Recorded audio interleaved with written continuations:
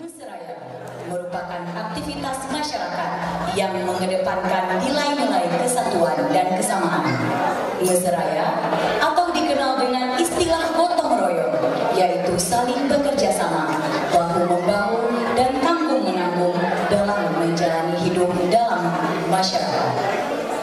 Terciptanya suatu kesepakatan dalam mencapai suatu tujuan dan terhindarkan dari perselisihan yang dapat menuju pada perpecahan.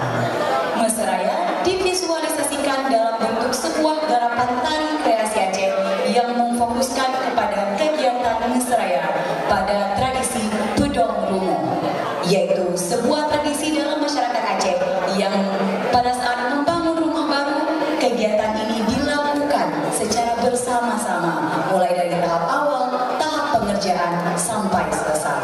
Dan di dalamnya juga dititipkan doa melalui upacara pesiju yang dilakukan oleh ketua adat di kampung.